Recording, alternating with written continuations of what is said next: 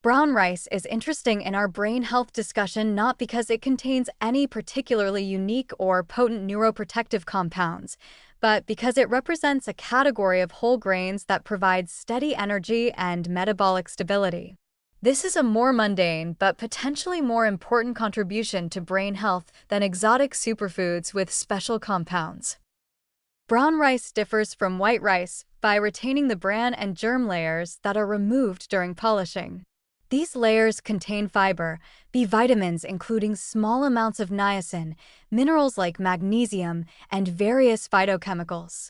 The fiber and intact grain structure result in a lower glycemic index compared to white rice, meaning slower, more stable glucose release after eating. As we've discussed with lentils, maintaining stable blood glucose matters for brain health. The brain's enormous energy demands require consistent fuel supply, and the metabolic stress created by glucose spikes and crashes accelerates ND plus consumption through stress response pathways. Over time, poor glycemic control contributes to insulin resistance, inflammation, and metabolic dysfunction, all increasingly recognized as Alzheimer's risk factors. The B vitamins in brown rice, while not in therapeutic amounts, contribute to overall nutrient intake supporting various metabolic pathways, including NAD+ synthesis. The magnesium supports energy metabolism and hundreds of enzymatic reactions. The fiber feeds beneficial gut bacteria, potentially supporting the gut-brain axis and reducing systemic inflammation.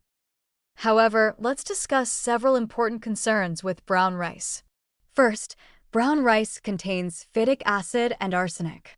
Phytic acid, an antinutrient, is present in the bran layer and can reduce mineral absorption. For people with marginal nutrient status or consuming large amounts of phytic acid from multiple sources, this might matter, though it's probably not a concern with moderate brown rice consumption as part of a varied diet. The arsenic issue is more significant. Rice accumulates arsenic from soil and water more than most crops, and brown rice contains more arsenic than white rice because it concentrates in the bran layers. Chronic arsenic exposure has been linked to various health problems, including cognitive impairment and increased cancer risk. For people eating rice daily as a staple food, arsenic exposure can be substantial. The FDA has suggested limiting rice consumption, particularly for young children and pregnant women, and varying grain sources rather than relying primarily on rice.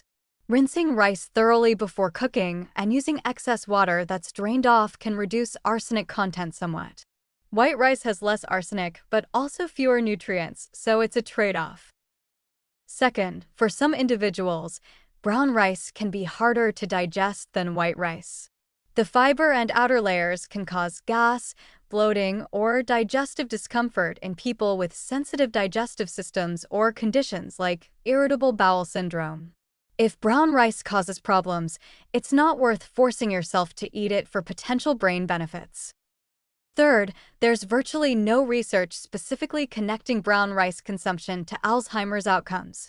What we have is research on whole grain consumption generally, which tends to associate with better metabolic health and reduced dementia risk in observational studies. But we cannot isolate brown rice as uniquely protective.